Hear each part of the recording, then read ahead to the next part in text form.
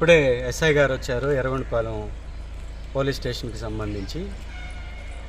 దాదాపుగా 4 కేసుల్ని ఎర్రగొండపాలెం పోలీస్ స్టేషన్లో కట్టినట్టుగా వారు నోటీసులు ఇచ్చి వెళ్ళారు.